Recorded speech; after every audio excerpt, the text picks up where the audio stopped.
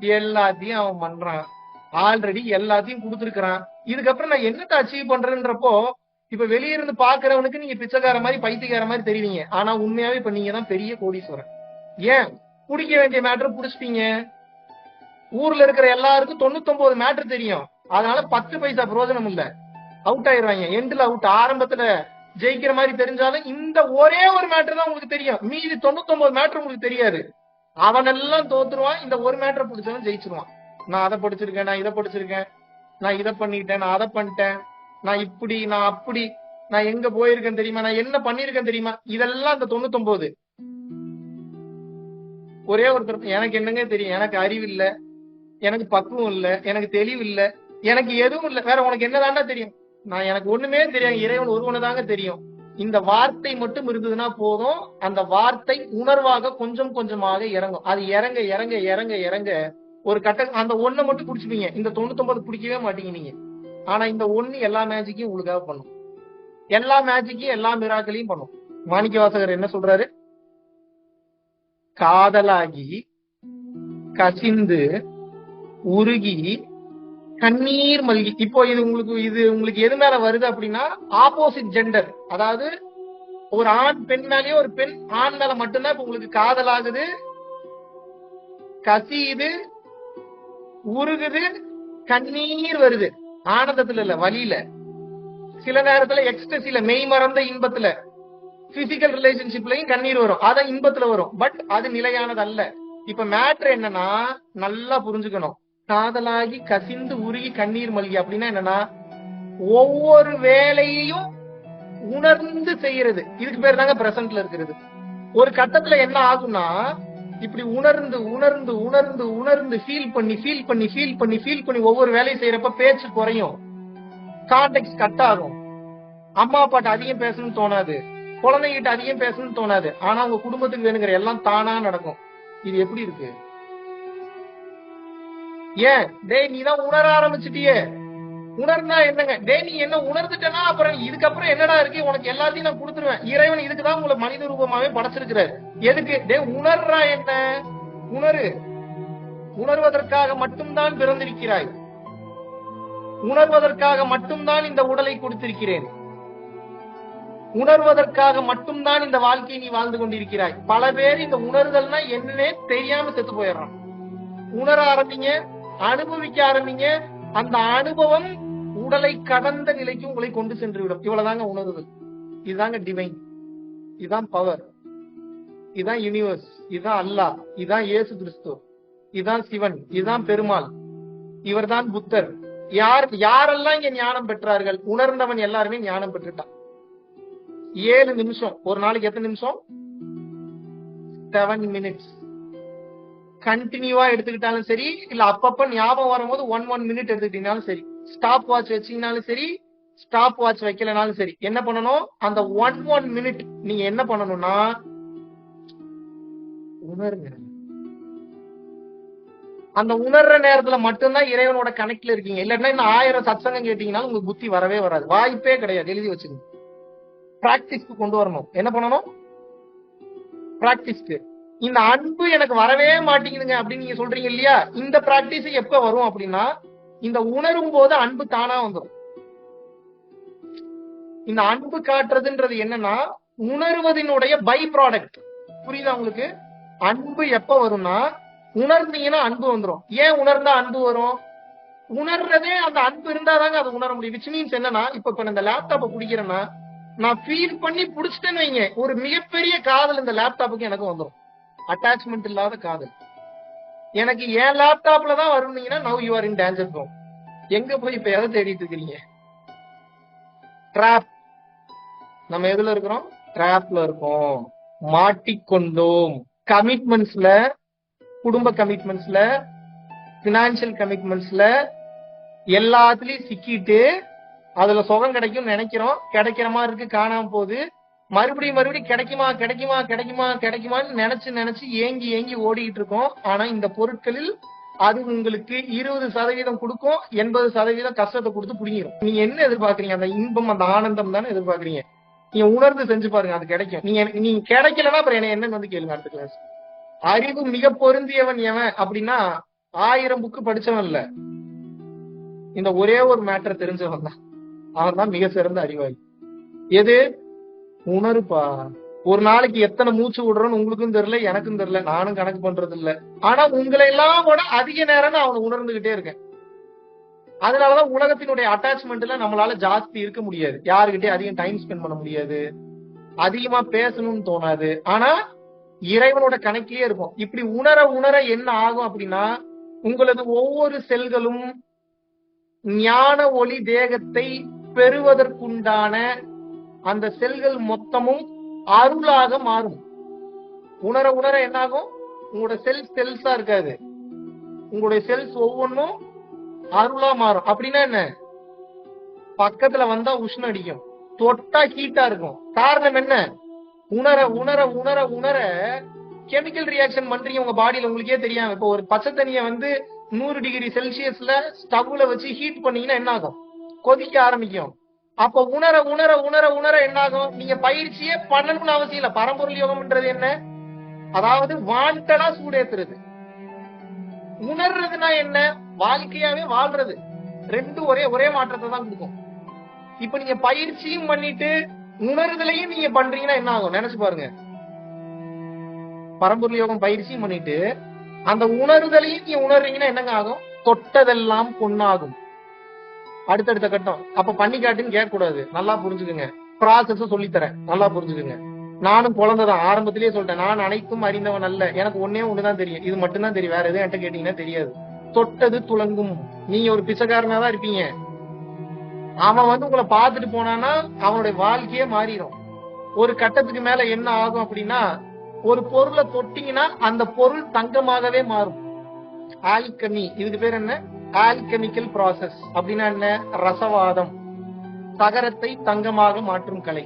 நீங்க எந்த அளவுக்கு அதை உணர்தல் நிலையில இருக்கீங்களோ அந்த அளவுக்கு அந்த பவர் உங்களுக்குள்ள கிடைக்கும். உங்களுக்கு ஒரு சின்ன ஒரு எக்ஸ்பீரியன்ஸை ஷேர் பண்ணா புரியும். அடையாறுல பாத்தீங்கன்னா அம்பிகாபுரம் சிக்னல் கிட்ட முன்னாடி ஒரு பஸ் நிக்குது, அதுக்கு பின்னாடி 2 கார் நிக்குது, அதுக்கு பின்னாடி என்னோட கார் இருக்கு. நான் லெப்ட் சைடு டிரைவருக்கு பக்கத்துல இருக்கக்கூடிய சீட்ல உட்கார்ந்து இருக்கேன். இறைவனை பற்றிய சிந்தனையில உட்கார்ந்துட்டு இருக்கேன். அந்த உணர்தல் தான் அந்த டிராவலை ரசிக்கிறது, அந்த சீட்டை உணர்றது, அந்த ஃபீல்ல இருக்கு. அதனால அதிகமா பேச மாட்டேன். பேசுறதா மனம் வேலை செய்யும். பேசுறது உணர்றது 2 கலந்து இருப்பேன். தூரத்துல இருந்து ஒரு பிச்சைக்காரர் ஒருத்தர் கால்ல ஃபுல்லா கயிறு கட்டி இருக்கிறாரு, புல் கால்ல. ஆனா அது கயிறு மாதிரி இல்ல, ஏதோ ஒரு டிஃபரெண்டான ஒரு கயிறு, கையில ஃபுல்லா கயிறு கட்டி இருக்கிறாரு. அவருடைய நடை பாத்தீங்க அப்படின்னா ஒவ்வொரு நடையும் உணர்ந்து நடந்து வர்றாரு. நீ 100% அவரை பாத்தீங்கன்னா ஏதோ ஒரு பிச்சைக்காரா ரோட்ல போறான்னு தான் சொல்லுவீங்க. நடந்ததை கேளுங்க. இப்போ ஒரு 1 வீக் முன்னாடி நடந்தது. அப்படியே ஒரு மாதிரி சாய்பாபா மாதிரி நடந்து வர்றாரு. சாய்பாபா எப்படி நடப்பாரோ அதே மாதிரியே நடந்து வர்றாரு. நான் அவரை நோட் பண்றேன். நான் பாத்துக்கிட்டு அப்படியே ஒரு மாதிரி நடந்து முதல்ல பஸ்ல போய் பணம் கேட்கிறாரு, யாரும் கொடுக்கல. அப்புறம் அவர் என்ன பண்ணிருக்கணும்? அந்த பஸ்ஸுக்கு பின்னாடி 2 கார் இருக்கு, அந்த கார்ல தான் பணம் கேட்டிருக்கணும். அந்த 2 காரு கிட்ட போவே இல்லை, நேரா என் காருக்கு வர்றாரு. என்னை அப்படியே பாக்குறாரு. அவர் நடந்து வர்றதே ஒரு டிஃபரெண்டா இருக்கேன்னு அவர் நோட் பண்ணிக்கிட்டே இருக்கேன். அவர் என்ன சொல்றாரு? கை நீட்டுறாரு. நான் என்ன பண்றேன்? ஏசி போட்டிருந்தது. உடனே கிளாஸ கொஞ்சோண்டு தான் இறக்குறேன். சரி என்னதான் பண்றாருன்னு பாப்போன்னு கொஞ்சோண்டு இறக்கி 200 ருபீஸ் நினைக்கிறேன் அன்னைக்கு. ஆமா, 200 ரூபாய் எடுத்து இந்தாங்கயான்னு கொடுக்குறேன். அவர் அந்த 200 ரூபாய் வாங்கிட்டு மேல பார்த்து ஏதேதோ பேசுறாரு, அப்படிங்கிறாரு, ஏதேதோ சொல்றாரு, ஏதோ கம்ப்ளைண்ட் பண்றாரா, என்ன பண்ணாருன்னு தெரியல. அப்புறம் மறுபடியும் என்னைய பாக்குறாரு, மறுபடியும் மேல பாக்குறாரு, ஒரு மாதிரி அழுகிற மாதிரி போறாரு. என்னடா என்னென்னமோ பண்றாப்புல இந்த மனுஷன்ட்டு உள்ளுக்குள்ள கண்ணாடிக்குள்ள கை. எந்த பிச்சைக்கார கண்ணாடிக்குள்ள கை விடுவான் நீங்க சொல்லுங்க? கண்ணாடிக்குள்ள கை விட வர. சரி, அவர் நல்லா கை விட்டு ஆசீர்வாதம் தான் பண்ண வரான்னு தெரியுது. கிளாஸ ஃபுல்லா கீழே இறக்கிட்டேன். ஃபுல்லா இறக்கல, ஒரு 3/4 கீழே இறக்கிட்டேன். என் தலையில ஒரு 4ல இருந்து 5 செகண்ட் கை வச்சு கண்ணை மூடி ஏதோ பண்ணாரு. மறுபடியும் கை எடுத்துட்டாரு. நானும் சிரிச்சுக்கிட்டே சரிங்க என்ன. அவர் கண்ணை பாக்குறேன். பின்னாடி போயிட்டு மறுபடியும் என்னை திரும்பி பாக்குறாரு. அதுக்கப்புறம் போயிட்டாரு. அதுக்கப்புறம் நானும் கிளம்பிட்டேன். அடுத்த 4-5 மணி நேரத்துக்கு எனக்கு பேச்சே வரல. மனசு காணாம போச்சு, மனம் டோட்டலா காணாம போச்சு. நம்ம நார்மலா மெடிடேஷன் பண்ணா அந்த ஸ்டேட்டுக்கு போவோம். இல்ல நான் அந்த ஸ்டேட்டுக்கு போகணும்னு நினைச்சா என்னால உடனே போக முடியும். 2 to 3 மினிட்ஸ்ல போயிடுவேன். என்னை சார்ந்தவர்களுக்கு தெரியும். நான் எதுவுமே பண்ணல, கேஷுவலா இருக்கிற ஒருத்தன் தலையில கை வச்ச உடனே அந்த ஆழ்ந்த அமைதிக்கு போய் அப்படியே அந்த ஏகாந்தத்துல இருக்கேன். அப்படியே போறேன், அப்படியே திரியிறேன், கண்ணெல்லாம் அப்படியே ஒரு மாதிரி போதை ஆயிடுச்சு. அப்படியே கண்ணெல்லாம் வந்து பாத்தீங்கன்னா அந்த ஹீட் ஏறி ஏறி அந்த வெப்பச்சலனம் தானே, அந்த ஹீட்டு தானே, அந்த பேராற்றல், அதை அப்படியே உணர்றேன், அப்படியே உணர்றேன், அப்படியே உணர்றேன். எனக்கு அந்த போதையில இருந்து வெளியில வர்றது 4 to 5 hours ஆயிடுச்சு. நான் கன்ஃபார்ம் பண்ணிக்கிறதுக்காக நான் யாரா இருக்கும், ஒரு சாய்பாபா இருப்பாரோ நினைக்கிறேன். முன்னாடி ஒரு கார் போகுது, ஓம் சாய்ராம் அப்படின்னு சொல்லி சாய்பாபாவோட போட்டோ போட்டு சரி ரைட்டு. இப்ப நான் என்ன கேக்குறேன்னா, இப்ப சாய்பாபாவே வந்தாருன்னு நான் சொல்லல, நல்லா புரிஞ்சுக்கணும். சாய்பாபாவே எல்லா நேரத்தையும் வரமாட்டார். சாய்பாபாவை நினைத்து எவன் ஒருவன் உணர்கிறானோ அவன் சாய்பாபாவா மாறிடுறாங்க. இதாங்க மேட்டர். சிவனாக நினைத்து எவன் ஒருவன் சிவனை உணர்கிறானோ அவன் சிவனாக மாறிடுறாங்க. இதாங்க கான்செப்ட். பெருமாளை நினைத்து எவன் ஒருவன் பெருமாளை உணர்கிறானோ அவன் பெருமாளாவே மாறிடுறான். இப்ப என்னன்னா, அவர் உணர்ந்து உணர்ந்து உணர்ந்து உணர்ந்து உணர்ந்து அந்த மனிதன் நடந்து நடந்து நடந்து நடந்து என்ன ஆயிடுச்சுன்னா, அவருடைய உடல் மொத்தமும் அருளாக மாறிவிட்டது. ஏங்க, நானே ஒரு வைப்ரேஷனு, நான் தொட்டாவே என்ன நடக்கும்னு தெரியும். என்ன ஒருத்தர் ஆஃப் பண்றாரு, அப்ப அவர் என்ன நிலையில இருப்பாரு பாருங்க. உடனே ஃபயர் ஆகுது, உடனே ஃபயர் ஆகுது. என்னால ஒரு கெட்ட எனர்ஜியா ஒரு நல்ல எனர்ஜியா அது என்ன பண்ணுது, எனக்குள்ள என்ன மாதிரி மாற்றம் ஏற்படுது எனக்கு என்ன தெரியாது. அந்த அளவுக்கு லூஸ் நானு. ஆஃப் பண்ணி போட்டாரு, 4 to 5 hours ஆஃப் பண்ணிட்டாரு. அவர் ஆசீர்வாதம் பண்ணாரு, பண்ணல, நினைச்சாரு, நினைக்கல, என்னை வெறுத்தாரு, வெறுக்கல, எனக்காக பிரார்த்தனை பண்ணாரு, பண்ணல. நான் அதெல்லாம் கேட்கல. நான் என்ன தெரியுமா அவர்கிட்ட உணர்ந்தேன், அவர் தன்னை உணர்ந்து உணர்ந்து உணர்ந்து உணர்ந்து அவருக்கு தெரிஞ்சு அப்படி வாழ்றாரா தெரியாம வாழ்றாரான்னு எனக்கு தெரியல. ஆனா 100% அவர் அருள் சக்தியாகவே மாறிவிட்டார். இப்படி ஏகப்பட்ட பேர் இந்த உலகத்துல சுத்திட்டு இருக்காங்க, உங்களுக்கு தெரியல. என்ன சொல்றது, இதெல்லாம் எப்படி சொல்றது? நம்ம பெரிய இவன் அப்படின்னா, நீ ஒரு பெரிய இவனும் இல்ல, இங்க வா உட்காருவா அப்படின்னு சொல்லி ஒரு தட்டு தட்டி உட்கார வைக்கிறது.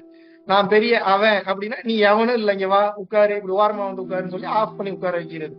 வல்லவனுக்கு மேல் வல்லவன் வையகத்தில் இருந்து கொண்டே இருக்கிறான். அடேங்க அப்பா, எப்பேற்பட்ட விஷயம். இப்ப நீங்க என்ன பண்றீங்க? அந்த அவர் பிச்சைக்காரன்னு கூட வச்சுப்போம், இல்ல மகான்னு வச்சுப்போம், இல்ல எப்படி வேணாலும் வச்சுப்போம். நான் எப்படி கூப்பிட்டாலும் அவங்க தப்பா நினைக்க போறது இல்ல. அவரும் உணர்ந்துட்டாரு. நீங்க எப்ப உணர போறீங்க?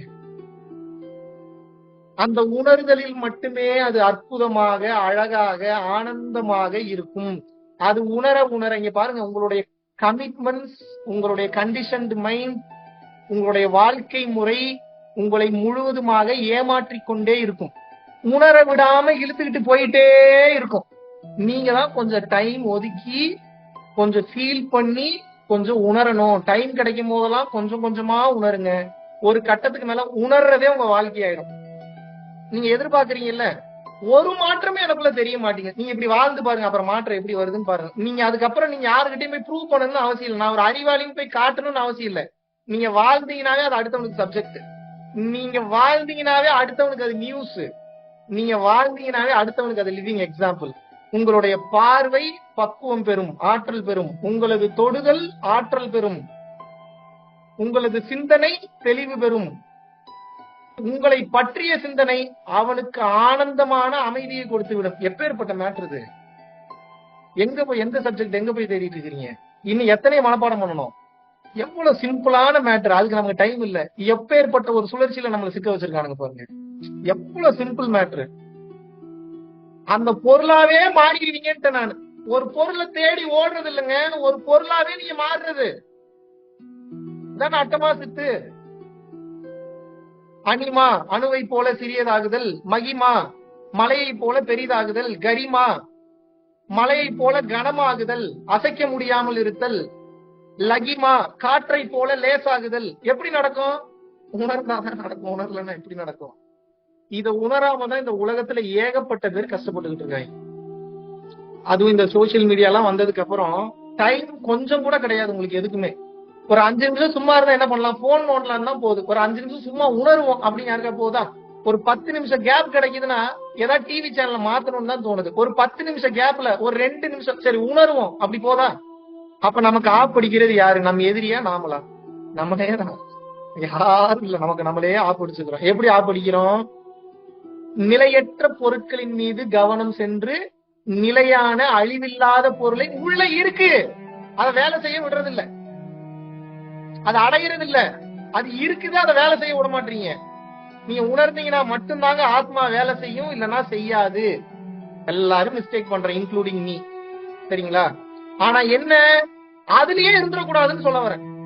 எல்லாருமே வாழ்க்கையில தப்பு பண்ணி தான் கத்துக்கிறோம். அது பிரச்சனை இல்ல. ஆனா நான் என்ன சொல்றேன், அடுத்த சப்ஜெக்ட் போகணுமா போக கூடாதா? அது ஏதோ ஒண்ணு போய் 7 கடல் தாண்டி 7 மலை தாண்டி அதுக்கப்புறம் இருக்கக்கூடிய 10 முதலைகளை கொன்று, அதுக்கப்புறம் 7 நாகப்பாம்பை கொன்று, அதுக்கப்புறம் 12 ராஜ நாகப்பாம்பை கொன்று, அதுக்கப்புறம் பிசாசுகளை கொன்று, அதுக்கப்புறம் ஏதோ ஒரு சம்பந்தமே இல்லாத ஒரு விஷயத்துக்குள்ள, ஒரு டப்பாக்குள்ள ஏதோ ஒண்ணு இருக்கு, நீ அதை போய் எடுக்கணும்னா நீங்க யோசிக்கலாம். நான் என்ன சொல்றேன், ஏப்பா அது உங்களுக்குள்ளதான்ப்பா இருக்குது. நீ அடைய துடிக்கிறதுக்கு பேர் பொருள் இல்லப்பா, சுகம். நீ அடைய துடிக்கிறதுக்கு பேர் என்ன? சுகம். நிலையான சுகம், அழிவில்லாத சுகம். பணம் சம்பாதிச்சாலும் சுகம் வேணும், பொருள் சம்பாதிச்சாலும் சுகம் வேணும். இப்போ பொருள் வேணுமா, பொருள் மூலியமா கிடைக்க வேண்டிய சுகம் வேணுமா உங்களுக்கு? பொருள் ஏன் வேணும்ன்றீங்க? பொருள் ஏதோ சுகத்தை கொடுக்குதுன்னு நினைக்கிறீங்க, அதனால அந்த பொருள் வேணும்ன்றீங்க. எஸ்ஆர்னோ?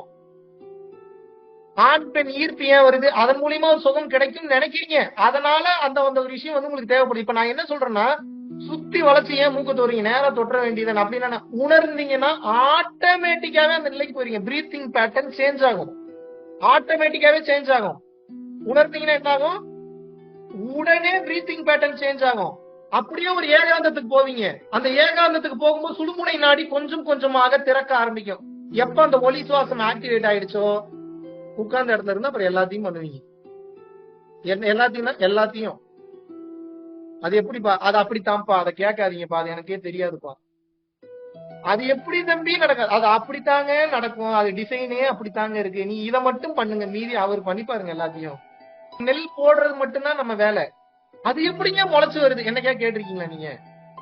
அது முளைச்சு வருது இல்ல, நெல்ல போட்டு தண்ணி ஊத்துறதோட உங்க வேலை முடிஞ்சு போச்சு. பக்கத்துல இருக்கக்கூடிய களை செடிகளை எடுத்துட்டீங்கன்னா ஆட்டோமேட்டிக்காவே அந்த நெற்கதிர் என்பது முளைத்து வந்துருது. அப்படித்தானே? அதுபோல நீங்க எப்ப வந்து உங்களுக்குள்ள இருக்கக்கூடிய ஒவ்வொரு விஷயத்தையும் உணர ஆரம்பிக்கிறீங்களோ, இறை வெளியே வந்துரும். இறை வெளியே வந்துருச்சுன்னா எல்லா வேலையும் அதுவே செய்யும். நீங்க செய்யாதீங்க, அது செய்யாதீங்க அப்படின்னா சும்மாவே உட்கார்ந்துக்க. அப்படி இல்ல, அப்படி உட்காரணும்னு நினைச்சாலும் முடியாது. அது பெரும் பாக்கியம். சும்மா உட்கார்றதுக்கு பேர் என்ன? மாபெரும் பாக்கியம். அவ்வளவு பெரிய ஞானியா? எதுவுமே நானே உட்கார முடியல ஒரு இடத்துல சும்மா, நீங்க எப்படி உட்காருவீங்க? எதுவுமே செய்யாம அப்படியே அந்த ஏகாந்தத்துல அதை உணர்ந்தவனால மட்டும்தான் அப்படி உட்கார முடியும். மனம் ஓடுறவனால அப்படி உட்கார முடியாது. அந்த சித்தர்கள் மகான்கள்லாம் ஏன் அப்படி உட்கார்ந்துருக்காங்கன்னா, அவன் உணர்தல்லையே இருக்கிறாங்க. 200% உணர்தல்ல இருக்கான், உணர்தல்லையே வாழ்றான். அப்ப எப்படி இருக்கும் தெரியுமா? ஜிவ்வுன்னு இருக்கும். 24 மணி நேரம் அந்த போதையிலேயே இருப்பாங்க. உணர்தல், காசு வேணாம், பணம் வேணாம், அது வேணாம், இது வேணாம், எதுவும் வேணாம், அப்படியே இருந்துக்கிறேன். எப்படி இருந்துக்கிறேன்? அப்படியே இருந்துக்கிறேன். அவன் அடைஞ்சிட்டான், அவன் அடைய வேண்டியதை அடைஞ்சிட்டான். நம்ம தான் இன்னும் அடைய வேண்டியதை அடையாம லூசு மாதிரி ஊரூராக சுத்திக்கிட்டு இருக்கோம். இன்னும் இதுல இருக்குமா, அதுல இருக்குமா, அதை பண்ணிருவனா, இதை பண்ணிருவனா, இதுல கிடைச்சிருமா, அதுல கிடைச்ச, எதுலயும் கிடைக்காது. ஏன்? அதான் உங்களுக்குள்ளதான் ஆல்ரெடி இறைவன் வந்து இன்பில்ட்டா போட்டு அனுப்பிட்டாருல. உங்க வேலை என்ன? குப்பையை விலக்கிட்டு உள்ளுக்குள்ள இருக்கக்கூடிய அந்த தங்கத்தை எடுத்து பாக்குறது. ஓ இதுதான் தங்கமான்னு பாத்துட்டீங்கன்னா முடிச்சு. சித்துக்கள் எப்படி சித்தர்கள் செய்தார்கள்? சித்துக்களை சித்தர்களால் செய்யவே முடியாது. தெரிஞ்சுக்கங்க, நல்லா புரிஞ்சுக்கங்க. சித்துக்களை, மேஜிக்க, மிராக்கிள மனுஷனாலேயோ சித்தர்களாலேயோ செய்ய முடியாது. இறைவனால் மட்டும்தான் செய்ய முடியும். அந்த அப்ரூவல் உங்ககிட்ட இல்ல, அத உங்களால பண்ண முடியாது. அப்படின்னா உங்களன்னா என்ன? மனமாகிய உங்களால பண்ண முடியாது. இறைவன் தான் பண்ணுவாருன்னா என்ன? ஆன்மா எனும் இறைவனால் செய்ய முடியும். அப்படின்னா என்ன அர்த்தம்? சித்தம் தெளிந்ததனால் அவன் சித்தனாகிவிட்டான். மனம் இன்னும் அவனுக்கு வேலை செஞ்சுட்டு இருக்குன்னா அவனால் சித்துக்கள் புரிய முடியாது. எப்ப அவனால் சித்துக்கள் புரிய முடியும்? உணர்ந்து வாழ ஆரம்பிச்சிட்டானா அந்த ஆன்மா என்பது அனைத்து சித்துக்களையும் செய்ய ஆரம்பித்து விடும். இவ்வளவுதான் மேஜிக், வேற ஒண்ணும் கிடையாது. நீங்க இன்னும் உட்கார்ந்து எத்தனை செய்யல மனப்பாடம் பண்ணீங்கனாலும், இன்னும் எத்தனை முறை நீங்கள் சிவபுராணம் படித்தீர்கள் என்றாலும் அதற்குண்டான பலன் கிடைக்கும், அதற்குண்டான பொருள் கிடைக்கும். உணராத வரைக்கும் இறைவன் கிடைக்க மாட்டார். டெய்லி சிவபுராணம் படிக்கிறீங்க, பொருளே புரியாம நீங்க சிவபுராணம் படிச்சீங்கன்னா எப்படி வந்து இறைவனின் அருள் உங்களுக்கு கிடைக்கும்? ரொம்ப கஷ்டப்பட்டு படிக்கிறான், அவனுக்கு ஏதாவது செய்வோம்னு செய்வாரே தவிர தன்னுடைய காட்சியை அவருக்கு கொடுக்க மாட்டார். ஏன்? சிவபுராணம், கந்தசஷ்டி கவசம், திருப்பாவை, திருவம்பாவை, இந்த மாதிரியான வேத நூல்கள், இந்த மாதிரியான நீதி நூல்கள்லாம் எதுக்கு அப்படின்னா இறைவனின் வலிமையை, இறைவனின் அளப்பரிய பெருமையை மொத்தமாக எழுதி வைத்திருக்கு. இறைவனின் பெருமைதான். அதை படிக்கும் போது அர்த்தம் புரிஞ்சு படிக்கணும். ஏன் அர்த்தம் புரிஞ்சு படிக்கணும்? அதை அப்பதான் உணர்வீங்க. அது அப்போ எப்ப நீங்க உணர்ந்து படிக்கிறீங்களோ உங்க உயிரோட கலந்துரும் அது. அப்புறம் அடுத்த டைம் சிவபுராணம் போட்டா சாமி ஆட ஆரம்பிச்சிருவீங்க. உட்காரவே முடியாது ஒரு இடத்துல உங்களால. ஏன்? உயிருடன் கலந்து விட்டது. இது திருவாசகம் மட்டும் இல்ல, பைபிளும் சரி, திருக்குறானும் சரி, நீங்க எதுவுமே உணர்ந்து படிச்சீங்கன்னா என்ன ஆகும்? அந்த உணர்தல் என்பது உங்களுக்குள் இருக்கக்கூடிய எல்லா மேஜிக்கையும் ஆக்டிவேட் பண்ணி விட்டுரும். எந்த அளவுக்கு உணர்றீங்களோ அந்த அளவுக்கு பார்ட் ஆக்டிவேட் ஆகும். எந்த அளவுக்கு ஆழமா ஃபீல் பண்றீங்களோ அந்த அளவுக்கு இந்த கண்களால் பார்க்க முடியாத பாப்பீங்க, இந்த காதுகளால் கேட்க முடியாத கேட்பீங்க, இந்த உடம்பால் உணர முடியாதெல்லாம் அதுக்கப்புறம் தான் உணர்வீங்க. ஒரு கட்டத்துக்கு மேல உணர உணர உணர உணர என்ன ஆகும்னா உள்ளுக்குள்ள இருந்து வெளியே போய் சுத்திட்டு வந்துருவீங்க. எல்லா ஊரும் சுத்திட்டு வந்துருவீங்க. ஏன்? அதான் பவர் ஏறிக்கிட்டே இருக்க. பவர் ஏற ஏற ஏற ஏற நீங்க அதுக்கு ஏதாவது சொல்லி கொடுக்கணுமா? அது என்ன பண்ணணும்ன்றதுக்கு நீங்க சொல்லி கொடுக்கணுமா? ஒரு ஆகச்சிறந்த அறிவாளி கிட்ட அறிவே இல்லாத முட்டாள் வந்து ஏய் நீ அதை பண்ணு, ஏய் இதை நீ பண்ணுங்க எப்படி சொல்ல முடியும்? அப்போ உங்க ஆன்மாவுக்கு அறிவுரை சொல்வது என்பது மனம் ஆன்மாவுக்கு அறிவுரை சொல்ற மாதிரி. மனம் எப்படி ஆன்மாவுக்கு அறிவுரை சொல்லும்? இப்ப நீங்க பேசுறது மனசுல இருந்துதான் பேசுறீங்க, செயல்படுறது மனசுல இருந்துதான் செயல்படுறீங்க. அப்ப இறைவனை பரிபூர்ணமா செயல்பட விட்டுட்டீங்கன்னா என்ன ஆகும்? நீங்க ஒண்ணுமே செய்ய வேணாம், அதுவே எல்லாத்தையும் செய்யும். இவ்வளவுதான் மேட்டர். ஆனா இப்ப அதுக்கு உங்களுக்கு பயமா இருக்கு. அது நடக்குமா? இது மனம் செய்யக்கூடிய சேட்டை. இப்படிதான் உங்களை டைவர்ட் பண்ணிவிடும், ஏமாத்தும். பண்ணாத, இது செய்யாத, இந்த பக்கம் போகாத, இப்படிலாம் பண்ணவே கூடாது. என்ன சொல்லுது? மனம் சொல்லுது. ஏன்? நீங்க தான் அவனை கொல்றீங்களே தெரியுது. நீங்க கொல்லும் போது ஒருத்தன் அறுத்துக்க சார், கழுத்தை வேணா அறுத்துக்கு, கழுத்தை காட்டுவானா என்ன? ஐயோ நம்மளை கொல்றான்டான்னு தெரிஞ்ச உடனே என்ன பண்ணும்? இவன் ஏதோ பெரிய பொருளை புடிச்சு. இதுதான் இந்த உலகத்தை எக்ஸ்பீரியன்ஸ் பண்றதுக்கு ஆசைப்பட்டுக்கிட்டே இருக்குது. எங்க கூட்டிட்டு போ, அங்க கூட்டிட்டு போ, இதை பண்ணு, அதை பண்ணு, இங்க டைம் ஸ்பெண்ட் பண்ணு, அங்க டைம் ஸ்பெண்ட் பண்ணு, இதை வாங்கு, அதை வாங்கு, இப்படி பேசு, அப்படி பேசு, உங்களை டைவர்ட் பண்ணிக்கிட்டே இருக்கே. பண்ணுதா பண்ணலையா? அதோட வேலையே டைவர்ட் பண்றது. நீங்க கொஞ்சம் பக்குவம் பெற்று இந்த உணர்தல் தன்மைக்கு வரும்போது நீங்க எதுவுமே பண்ண வேணாம், சும்மா இருந்தீங்கன்னா மட்டும் போது எல்லா வேலையும் அதுவே பண்ணும். என் மகளுக்கு ஒரு கல்யாணம் வச்சிருக்கேங்க. நான் ஒரு சாதாரண கூலி வேலை தாங்க பாக்குறேன். 1,00,000 ரூபாய் தேவைப்படுதுங்க. எவ்வளவு தேவைப்படுது? 1,00,000 ரூபாய் தேவைப்படுது. எங்கெங்க போய் நான் வாங்குறது? நீ 100% உணர்தல்ல வாழும் போது, இறைவனை நம்பும் போது, சம்மந்தமே இல்லாம எவனோ ஒருத்தன் வந்து 1,00,000 ரூபாய் கொடுத்துட்டு போயிடுவான். நம்புங்க, இது இப்படித்தான் செயல்படும். இதுக்கு நானே லைவ் ப்ரூஃப். எப்படி அப்படின்னா, நான் திருப்பூர்ல இருக்கேன். இது நடந்து ஒரு 2.5 வருஷம் இருக்கும்னு நினைக்கிறேன். சம்பந்தமே இல்லாத மதுரையில இருக்கிற ஏதோ ஒரு கிராமத்துக்கு போறேன். வேற யாரோ ஒருத்தர் கூப்பிட்டு அவரு ஏதோ ஒரு சாமி சொல்லி, அந்த சாமி வந்து ஒரு யோகி சொல்லி, அந்த யோகி சம்பந்தமே இல்லாத ஒரு ஊருக்கு போறேன். அங்க போன உடனே அங்க ஒருத்தர் ஒரு பாலடைஞ்ச ஒரு பில்டிங்ல எனக்கு தங்குறதுக்கு இடம் கொடுக்குறாரு. ஏன்? அது அப்படிப்பட்ட ஒரு ஊரு, தங்குங்க போய் அப்படின்னு. நானும் போய் தங்குறேன். ஆனா சாப்பாடு மட்டும் கரெக்டா கொண்டு வந்து கொடுத்துறாரு டைமுக்கு. அந்த அண்ணனுடைய செயல்முறையை பார்த்து நான் நெகிழ்ந்துட்டேன். நான் என்ன பண்றேன்? போகும்போது ஒரு 1,00,000 ரூபாய் செலவுக்கு வச்சுங்கன்னு கொடுக்குறேன். கண்கள்ல இருந்து கண்ணீர் ஊத்துது அவருக்கு. ஏங்கன்னு கேக்குறேன். ஒரு வாரத்துல என் பொண்ணுக்கு கல்யாணம், 1,00,000 ரூபாய் செலவுக்கு வேணும்னு சொல்லி கேட்டுட்டு இருந்தேன். என்கிட்ட காசே இல்ல. நேத்துதான் காளியம்மா முன்னாடி பாருங்க, பேர் அவங்க என்ன வேணாலும் அது காளியம்மா, மாரியம்மா, அந்த அம்மா, இந்த அம்மா, நீங்க பேர் என்ன வேணாலும் வச்சுங்க, மேட்ரு அது கிடையாது. என் காளியம்மாட்ட தான் நான் போய் புலம்புனேன். காளிதேவி உனக்கு அருள் இல்லையா? இவ்வளவு தூரம் நான் கஷ்டப்படுறேன்னு என் பிள்ளைக்கு யாரு கல்யாணம் பண்ணி வைப்பா நான் நினைச்சுக்கிட்டு இருந்தேன். நீங்க இன்னைக்கு வந்து காளியம்மா ரூபத்துல நீங்க எனக்கு 1,00,000 ரூபாய் கொடுக்குறீங்க. எப்படி அது நடந்தது? இவர் பொண்ணுக்கு கல்யாணம் பண்ணி வைக்கிறதுக்கு நான் சம்பந்தம் இல்லாம என் கார் எடுத்து டீசல் போட்டு என் டைம் ஒதுக்கி இவ்வளவு பிஸி ஷெட்யூல்ல சம்பந்தமே இல்லாம 8 மணி நேரம் டிராவல் பண்ணி உள்ள போய் அங்க இருந்து ஒரு பாலடைஞ்ச பில்டிங்கு போய் அங்க போய் உட்கார்ந்து அவர் ஆக்கி போடுற சாப்பாடையும் சாப்பிட்டு அடுத்த நாள் 1,00,000 ரூபாய் வாங்கி அவனுக்கு கொடுத்துட்டு வரேன். அதுக்கு அவர் பண்ண நன்றி கடன் என்னன்னா, காலம் ஃபுல்லா உங்க ஆசிரமத்திலேயே வந்து நான் வாட்ச்மேனா வேலை பாக்குறேன்னு நான் சொன்ன. விவசாயத்தை பாருங்க, வாட்ச்மேனா வேலை பாக்குறதுக்கு நிறைய பேர் இருக்காங்க, விவசாயம் பண்றதுக்கு தாங்க ஆள் இல்லைன்னு சொல்லி தட்டி கொடுத்து அவருக்கு நம்பிக்கை ஊட்டி, இப்ப நான் பெரிய பெரிய தர்மவான் அப்படி சொல்றதுக்காக வரல. எப்படி வேலை செய்யுது பாருங்க, எப்படி கொடுக்க வைக்குது பாருங்க. நீங்க வேலை வெட்டியே பார்க்காம சும்மா உட்காருங்க, உங்களுக்கு எல்லாமே கிடைக்கும் நான் சொல்லுவேன். அப்படி உட்கார்ந்துட முடியுமா? அப்படி உட்கார்ந்தீங்கன்னா கிடைக்கும். எந்த வேலையும் பார்க்க கூடாது, சும்மாவே உட்கார்ந்து இருக்கணும். சாப்பிடணும் தூங்கணும், சாப்பிடணும் தூங்கணும், சாப்பிடணும் தூங்கணும், எந்த ஆசையும் இருக்கக்கூடாது. அப்படி இருக்கீங்களா? கண்டிப்பா கிடைக்கும். நினைச்சது கிடைக்கும், உங்களுக்கும் கிடைக்கும், எல்லாத்துக்கும் கிடைக்கும். அப்படி முடியாம எல்லா வேலைக்கும் போவேன், எல்லா இடத்தையும் போவேன், ஆசையிலேயே சுத்திட்டு இருப்பேன், எல்லாம் கிடைக்கும்னா கிடைக்காது. அசைக்க முடியாத நம்பிக்கை இறைவனை உணர்ந்தால் மட்டுமே வரும். இந்த அசைக்க முடியாத நம்பிக்கை இறைவனை உணர்ந்து ஊற்றெடுக்கும் போது, உங்களுக்குள் வரும்போது, இந்த மொத்த பிரபஞ்சத்துல இருக்கிறவங்க உங்களுக்காக வேலை பார்ப்பாங்க. வெளியே தப்பா தெரிஞ்சாலும் உள்ளுக்குள்ள இன் ஃபேவர் ஆஃப் யூ, உங்களுக்கு ஃபேவராவே எல்லாம் நடக்கும். உண்மையான மேஜிக் இதுதாங்க. இந்த சூரிய வம்சம் படத்துல சொல்றான்ல, இது ஒரு உதவாக்கார, இந்த உதவாக்கார கூட சேர்ந்து அது ஒரு உதவாக்கார, 2 உதவாக்காரையும் சேர்ந்து என்னதான் பண்ண போதோ தெரியல அப்படின்னு எண்ணி சில மாதங்கள்ல பாத்தீங்கன்னா அவங்க அப்பாக்கு மேல வளர்ந்து நிப்பாரு. வணக்கம் சார், சக்திவேல் குரூப் ஆஃப் கம்பெனிஸா சூரிய வம்சத்துல அதே மாதிரி உங்க வளர்ச்சி இருக்கு, மாற்று கருத்தே இல்லை. ஏன்?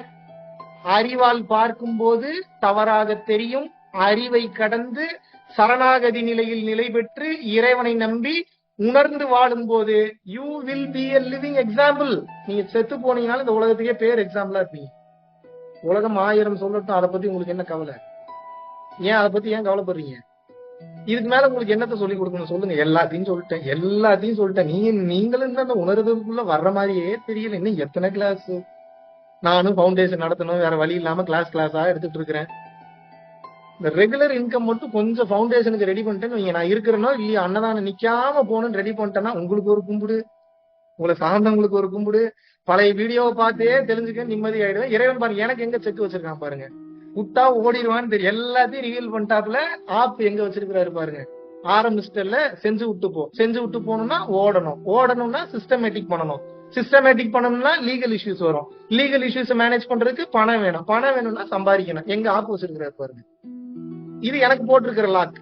சரி, இப்படியே எல்லாத்தையும் விட்டுட்டு ஓடலாமே, ஓடிடலாம், மனசு கேட்காது. அப்படி நமக்கு இன்னும் கொஞ்சம் எல்லாத்தையும் செட்டில் பண்ணிட்டு, கொஞ்சம் எல்லாத்தையும் கிளியர் பண்ணிட்டு, கொஞ்சம் எல்லாத்தையும் பக்குவப்படுத்திட்டு, அதுக்கப்புறம் இறைவனே சொல்லுவார், அதையும் அவரே சொல்லுவார். எப்போ, நாலு, கிழமை, நட்சத்திரம், திதி எல்லாத்தையும், இந்த நாள், இந்த கிழமை, இந்த நட்சத்திரம், இந்த திதி, ஓகே வாடா, யுவர் அப்ரூவ்ட் டு கம். நீ இப்ப இந்த நேரத்துக்கு நீ என்னை அடையலாம்னா அந்த நேரத்தையும் அவரே கொடுப்பாரு. அது நீங்க முடிவு பண்ண முடியாது. யார் முடிவு பண்றது? அவரே கொடுப்பாரு. அது வரைக்கும் என்ன பண்ணும்? பாயிண்ட் வரட்டும் சார் பேசுறேன், அது வரைக்கும் மேலே உள்ள கதவுகள் நிச்சயமாக திறக்காது. ஏன் இந்த உணர்தலை பத்தி இத்தனை டைம் உணர்தல் சொல்லணும்னா, அங்கதான் எல்லா மேட்டரும் இருக்கு, எல்லா பிரச்சனையும் அங்கதான் இருக்கு. அங்கதான் மிஸ் ஆகுறீங்க, அங்கதான் மாட்டிக்கிறீங்க, அங்கதான் குழப்பம் வருது. இதுல குழம்புறதுக்கு ஒண்ணுமே இல்ல. எதை பண்ணாலும் உணர்ந்து பண்ணுங்க, முடிஞ்சு. இதுக்கு மேல யாராவது சிம்பிளா சொல்லுவாங்களா? என்ன கருமை வேணா பண்ணுங்க. எப்படி பண்ணும்?